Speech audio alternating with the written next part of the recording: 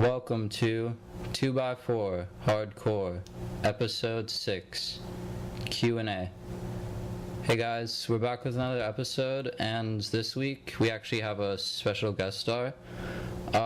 You may remember him from a few weeks ago. It's k4pkrunch, and we're basically just going to be discussing some questions about the Airstars Temple, PvP arenas, the hacking situation, the black screen of death that people have been talking about, and a few other things. Cap, do you want to introduce yourself again? Yeah, sure. Hey, how's it going, guys? I'm k4pkrunch, or Captain Crunch. I pretty much live and breathe this game, so hopefully I should be able to discuss some good topics with you guys. Alright. So we actually have a few questions to talk about. The first one is about the different dungeons and which one we think is the most difficult. So I'm just going to read that off. Do you want to answer first, or should I just say my opinion first? Yeah, you go ahead and say your opinion first. Alright. So the question is, what do you think the difficulty level of Airstars Temple was on day one of its release in comparison to RK and KP? After playing them all, which one do you think was the hardest to run for the longest period of time? I think that day one of all the dungeons was pretty similar in terms of difficulty. I mean, it depends on how experienced and geared your team is, of course, but the day one of each of the dungeons weren't all that different for me. RK was pretty hard the first day because we had never had something with that kind of challenge in the game before. I think the hardest thing was the Elemental King. There were a lot of mobs attacking you from all sides, and the healer had to keep Thorath alive, the NPC, and the bosses were the hardest in the game at that point. It actually required real strategy for the first time in Ordering Chaos. Naswa's prison was pretty difficult as well. It required a much different type of strategy. We had to get past all these set mobs to get to the bosses that were harder than RK. And eventually mages and rangers played a big role in clearing mobs and pulling bosses, but it was really challenging the first day. And now we have the second exploration dungeon, and at this point in the game, people are fairly good at coming up with strategies for dungeons. My first run of ET, we actually started clearing the mobs and having the ranger pull the boss to the entrance, but people hadn't really figured out how to do that yet until a few days ago, when people started to do that right, and I showed that in the last episode. So all the dungeons were pretty hard on day one, and it's hard to decide which one was the most challenging for the longest time. I have to say RK, because that one actually took a few days for anyone to beat the final boss, and the others were figured out in a day or two. The new dungeon is definitely challenging if you actually get to the end of the dungeon where the dragon is supposed to be fought, and you have to deal with the harpies and the health loss more, but dungeons aren't as challenging as RK was the first week. What's your opinion on this? Well, I mean, I came around after RK and KP had already both been implemented, and personally, I thought that RK was a lot more difficult than KP. For one, with KP, you know, you could go in and only do one or two bosses. Yeah, definitely. Yeah, I mean, I found out how to glitch that right away. One of the more difficult things about RK is that there are no glitches. Mm-hmm. I mean, when it first came around, people were, you know, kind of getting Al Rahil stuck behind a wall, and they could do the same with Kerr mode. But even today, those glitches, you know, don't really seem to be prevalent. I mean, as far as strategizing goes, I think RK is the most difficult. Because you have to have a tank that knows how to pull if you want to avoid Thorath getting damaged. And you also have to have a healer that is pretty good at getting prayer out there, you know, when Thorath does his major damage. Yeah. So all in all, that one I think required the most teamwork. But with the implementation of the new dungeon, I think that teamwork has gone to a whole new level. Mm-hmm. They really, I think, seem to try and get people to talk and work together. Yeah. Because, for one, you know, if you have a really great team, you can go in there and people know right away, attack the monk first. Mm-hmm. And and you got your mage tripping them up, and your archer for pure DPS.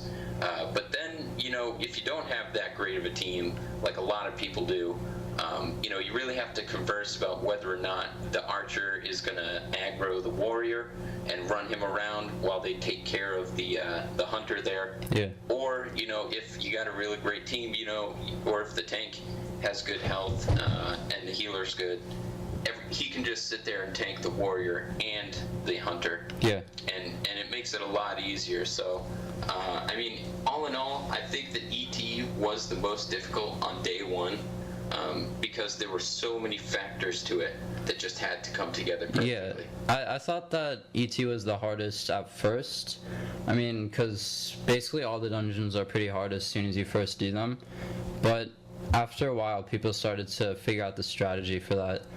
And I also think it depends on what class you are. Because I'm a monk, so the first dungeon was incredibly hard because I never had to heal a team like that so much. And I think it's probably different for rangers too, because they had to learn how to go into sneak and then get to the bosses for the other dungeons. Right. So the second question is about PvP arenas. What do you think about PvP arenas? How do you want them to be implemented? And when do you think we'll see the first arena? I think PvP arenas should have been in the game within the first 2 months. The game should be built around PvP and PvE, not just trying to acquire the best gear so that you can run the latest dungeon to get new gear. There's really no point in that. If PvP arenas had appeared sooner rather than later, I think people would have had more of an incentive to try to get geared. Let's just say that PvP arenas were released tomorrow. Maybe some people who had quit the game, who were waiting for arenas, decided to update the game and finally try them out. They may have left after update 1 with just normal rune gear, and there was nothing left to do, or maybe they just had old gear. So when they get to the new arena, they would get impounded by people who are decked out in epic trinkets, necklaces, and a full epic dungeon set. So they might try to run the dungeons to actually acquire some of that gear, but teams might actually kick them because they have low experience in dungeons, and it would be hard to do KP or ET without a few pieces of epic rune gear. And after they see how hopeless their situation is, they may quit again, and Gameloft wouldn't be making any money off of them. So if PvP arenas had been released in update 1 instead of the rune gear, then everybody would be pretty much equal, and people would do the dungeons that appeared in each update, and there wouldn't be much of an advantage over people who fight in the PvP arena because it'd be much easier for them. So what do you think about that? Well, as far as the PvP arenas go, I definitely think that they already have, the basic setup in place. Yeah. They've already got the structures in Greenmont, and they've definitely done some design for it. But I think what they're waiting on is probably to create different gear for strict PvP. Yeah, that might be it. Probably to try and implement some sort of system for getting points for kills, yeah, wins that go towards getting this gear. Because even with the kind of DPS or PvP style specs and gear, I don't really think that those are designed specifically for PvE. Probably more PvE actually. Yeah. So I joked because when they created the Christmas update and they had everybody fighting over those bulbs, I joked that was their implementation of PvP. Yeah. But I definitely think that it's going to be coming out soon, because I think that they have exhausted the map's resources as far as where they can put dungeons. Actually, I think that someone had said that they may put new dungeons in the desert and the rift and add legendary upgrades or something. And you could purchase those with souls or something. So I don't really know. Gameloft doesn't really listen to us. So that could end up happening. They put out like multiple updates at a time. So Yeah. I don't think that when they put out PvP, it will be just PvP. Like, you know, how they tied, like, you know, the soul thing with the last update. They'll probably put in like PvP at the same time they put in the dungeon. But I think one of their issues with implementing PvP is kind of balancing the game out a little bit more. Like right now you have like the uber epic players who spend, you know, probably $100 on runes maybe once a year. And then you get the people who, you know, may not have the best gear. And it's kind of evident who would win in that situation. But when they implement the PvPs, it's probably not just going to be for the 60s. You know, they're probably going to have like a lower level PvP. Yeah, kind of like the dungeon. How they had the lower level one and then the higher level one. Yeah, so I mean, they're not just creating new PvP gear for level 60s. There's probably going to be some level 30s and some level 30 gear to go with it. Yeah. And if you've followed the game for a pretty long time, you know that Gameloft doesn't exactly have the best designers as far as, you know, being speedy with their updates. Yeah. Even the epic, you know, gear in the game is really just the same old gear as we already had. Yeah. Just a new paint job, maybe some little cloud effects. So they're probably just waiting on the designers on that part. But I definitely think it should come out soon. There's even a hint right now. With the Christmas update, if you kind of do a little exploration, that they're going to be implementing mounts soon. Oh, really? Yeah, there's a guy over by the Aristar's graveyard. Yeah. Where if you talk to him, there's just a little open area, and he talks about building a motorcycle, and it should be done soon. And when he's done with it, you know, he wants you to take it for a spin. I mean, I don't really see the point in mounts because it's incredibly easy to get to new areas. I mean, you can basically teleport anywhere. It would make the game more fun, but it shouldn't be a priority at this point.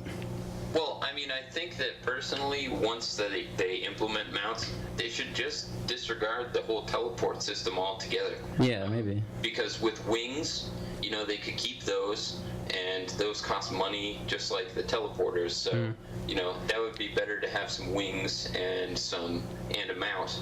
It would certainly save people a little bit of money. Yeah, I guess. Back on the PvP subject, I think that if they are going to be implementing that, they have to implement it right. Like, they just can't have an open area where everybody's basically tagged and you can all kill each other. I mean, they should add, like, team games, like Manhunt or something, and also obstacles along the way. Like, they could have mobs that you have to kill. It's kind of like the Shadow Prince area. Yeah. And those are kind of my hopes on it. To avoid becoming just like WoW, you know, with the capture the flag and the VIP. I mean, they could try and implement some new sort of games that would be interesting, like the Manhunt that you were talking about. Yeah. But I mean, even avoiding copying them, they still have to do some of the similar structure. Like I think that there should definitely be two starting areas, you know, both teams on opposite sides of the field. For one, you know, teams should definitely be implemented, and then they should have like a countdown to start. Yeah, that'd be cool. You know, a nice wide area where kind of the people can spread out to make it a more one-on-one atmosphere. But it's very important to have some sort of goal beyond just killing people. Yeah. Because personally, I may not be the best at tying someone up, but I am really good at say, capturing a flag and getting it back there. You know, so Yeah. I think a lot of players would be automatically balanced if it wasn't just kind of one-on-one battle, if it was more about a goal. Oh yeah, they could make it like how FPS games are, and just basically make it into an MMO kind of thing. So, because FPSs have like Manhunt and capture the flag and defuse the bomb or whatever, and you could just like kind of transfer some of those elements into the PvP arena and make it more interesting. So the third question is about the whole hacking situation. What do you think of the hacking situation as it stands today? What are your thoughts about the mod hacking that is happening on Android servers currently? If you don't know, basically some hackers are able to get boss abilities and are labeled as being in the sandbox as their location. So what do you think Gameloft should do about it? There have been reports on Android that people are getting abilities that they aren't supposed to acquire, and I personally think this is a game breaker. There have been screenshots of people gaining boss abilities like Kermode's knockdown, or it says their location is in the sandbox, as I said. These hackers have also stated that they have the ability to ban people from the game, but I'm not sure if this is true or not. So this whole situation could potentially destroy the game and the community, I think. And it may spread beyond Android soon to iOS. And I think Gameloft needs to fix this problem now and ban these hackers if they can, or at least up the security of the game to make sure this doesn't happen again. I think they should also add real mods in order to catch these people in the act. That is much needed right now. What's your opinion on it? Well, coming from a technical background, I can kind of see where exactly these hackers are coming from. As far as, what do I think of the hacking situation? I think that, with the nature of hackers, they're just going to exploit every open possibility. Some of them do it. Some of them do it just to display the vulnerability so that Gameloft and these other companies can close them up, make it a more well-packaged game. But I think that for as many people that do that, there are people that just exploit them for their own personal gain. As far as what's happening on the Android servers, I think that they're doing some sort of local mod on their own devices that's opening the game in like a different mode. Because I doubt that they're doing anything to hack the servers, because that could be fixed with a simple reboot of the server. I think that what these people are doing is something that's a major exploit on Android, which is taking the application, probably pirating it, and then what they're doing is they're using tools to actually view the code, and with a few simple changes, they could give themselves basically any ability, even abilities that Gameloft GMs don't have. Yeah. So something like banning other players, I think it's very possible, because they could easily get GM access, and those people have the ability to do that. Now, as far as what they need to do to patch this up, it's not really about security and making tighter account security. I think what it really boils down to is the code. There's a technique for making your code unreadable, which is called obfuscation. And if they can obfuscate their code and make it more difficult to just see plain text what all their functions are doing, that would definitely at least delay these hacks for a very long time. Isn't that kind of the same thing that was happening with the hacking before, where people could actually visibly see the password for people? Like, I think they decoded it somehow. I don't know, I don't know much about it. Yeah, I mean, technically, if you knew how to code very well, you could basically take the APK off a pirated website, load it onto your computer, run a tool that literally, it's what they call de-odexing the APK, and it takes the code and literally puts it out plain text for you. If you knew how to code, you could add your own function that allowed you to see people's passwords right above their head. Because Gameloft has already, basically displayed that they don't have very much security on passwords. Yeah, definitely.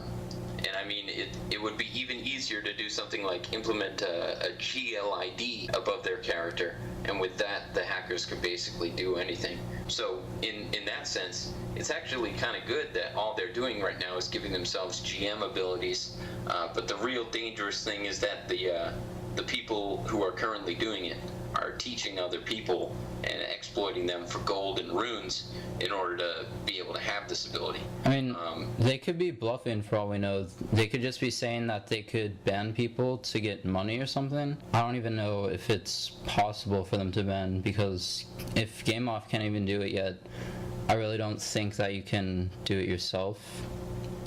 Right. I mean, as far as banning, that would have to be something that would talk to the server. Yeah.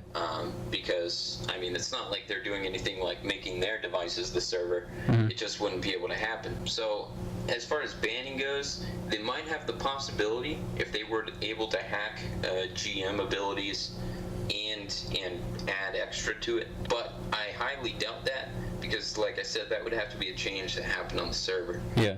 As far as hacking Android goes, that's something that they could fix with a little code obfuscation. But a lot of people are worried about the Apple devices getting hacked and these same sort of things transferring over. Yep. Well, Apple devices have a lot more security just in their whole system.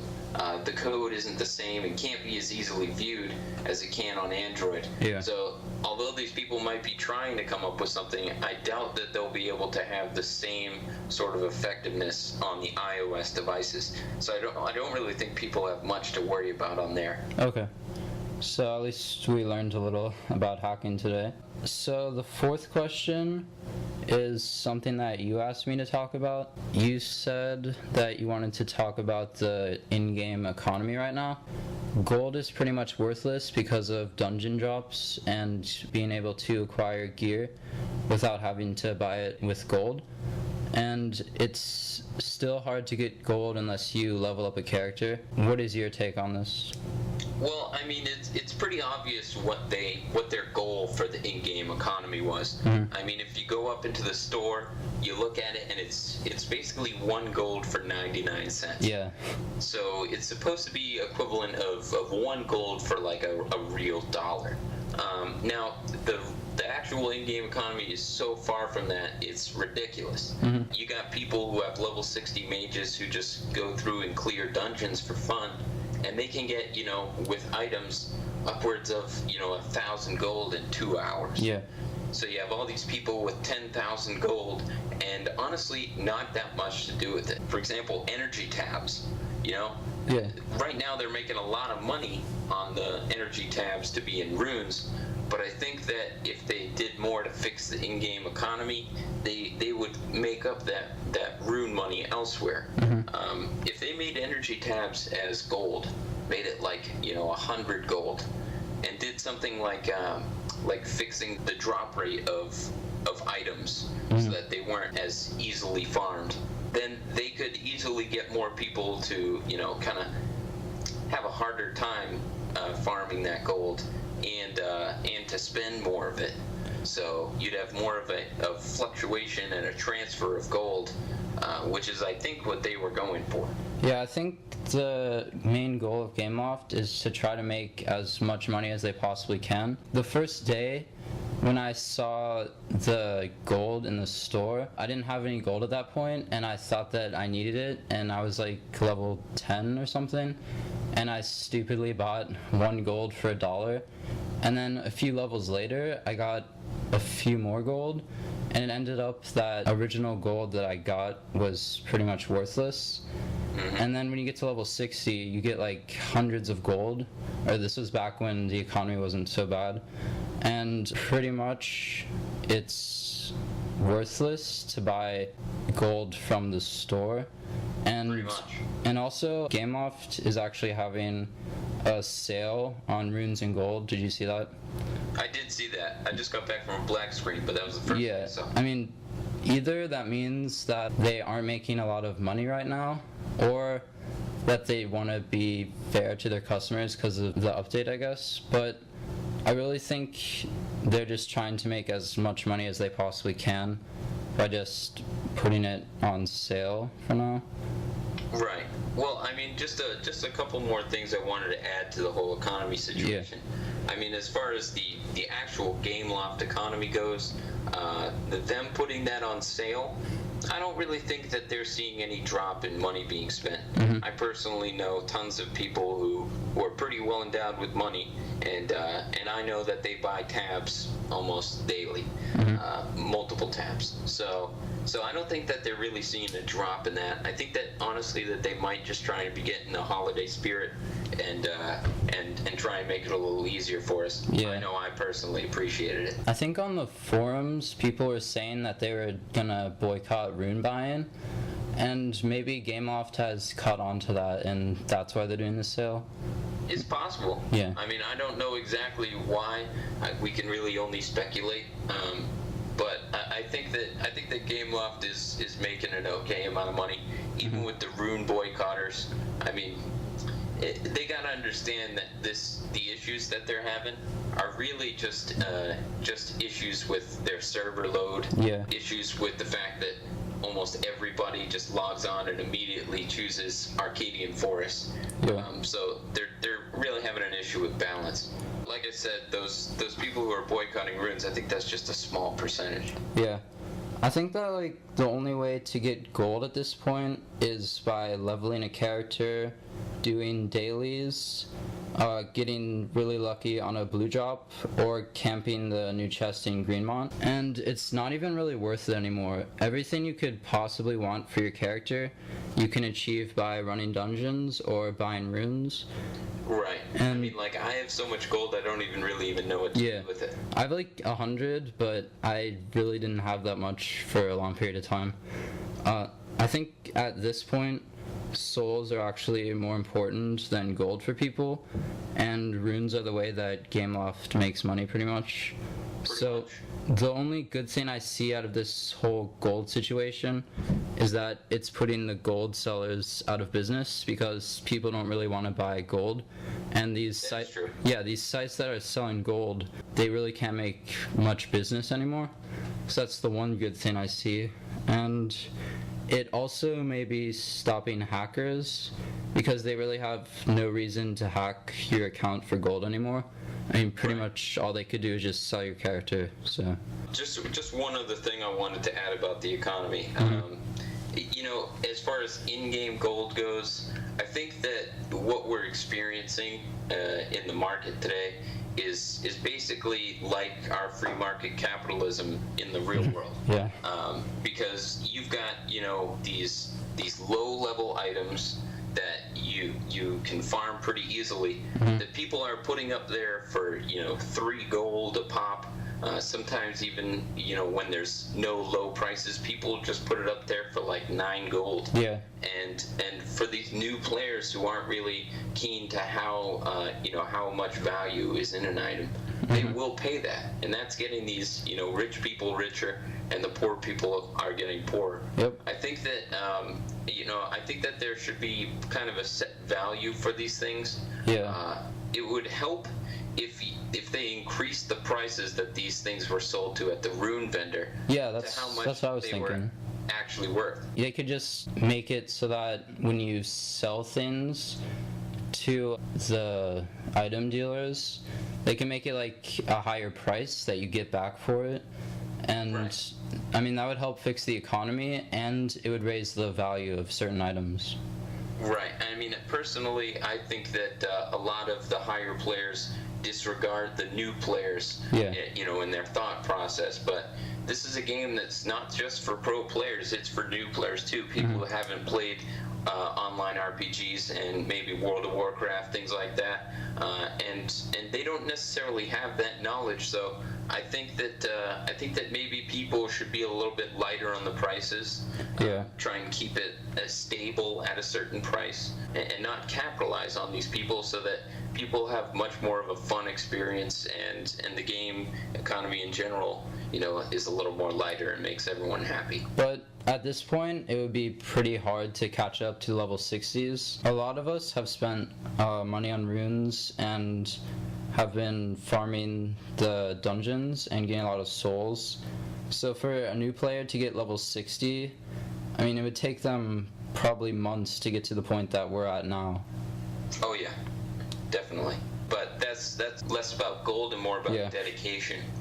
Because, you know, for all we know, somebody could run arcade for their first time and get Rahil's staff for the Sensei crossbow, and then all of a sudden they're going around ganking people, you know? So it's kind of a luck of the draw thing, but mostly it focuses on dedication. I also think that they should add in souls to buy epic weapons. Like, that would be nice. Yeah, I mean, that's what I was kind of hoping for the soul system, that you could get, let's say, 500 souls and then actually work for that epic weapon instead of having to get really lucky, and it could take you like 1,000 tries for a dungeon, or you could get it on the first try. And also, I think they should make the other recipes available for sole purchase for the other new players. Because, I mean, when they get to level 60 and they start running the dungeons, they'll have to get lucky on those recipes, or they can just buy them from the auction house, and they're pretty cheap. Almost all of them are pretty cheap. Yeah. I mean, like, for me personally, as a ranger, the helmet and the boots were just ridiculous overpriced.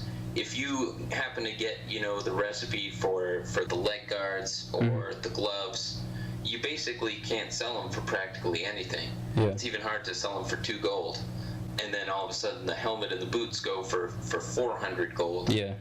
That's just an issue with the sort of broken economy and the just kind of belligerent capitalism going on out there.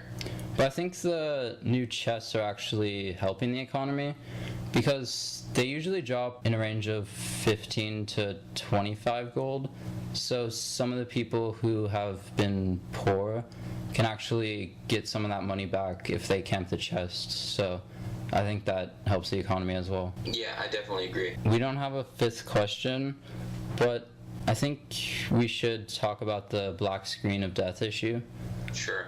So a lot of people have been logging on the past few days, and when they get on, they actually see this black screen with this little loading icon in the side. And I think there's still chat functionalities that you can use, and then if you go to the main menu and you go to your other characters, a lot of people have been saying that they aren't able to get on their other characters either. So basically they're locked out of their account, and Gameloft has said that they're gonna fix this, but they haven't really given us a good timeline for it. What do you think about that? Well, I mean, personally, I've been black screened twice in the past week. The last one I just got out of today lasted me a day and a half. Oh. And a week ago it was 2 days. These have been synonymous with the rampant failures of the teleport system, with Whispering Isles and the desert and Rift going down. Yeah. And I think that basically what's causing it is just server overload. Yeah.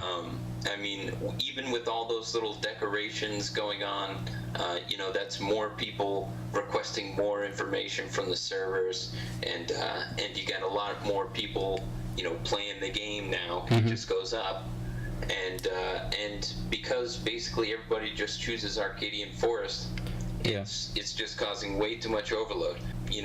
I think with the money they've made off runes, they can afford to buy a little better server, but basically that's really the only thing that's going to fix it.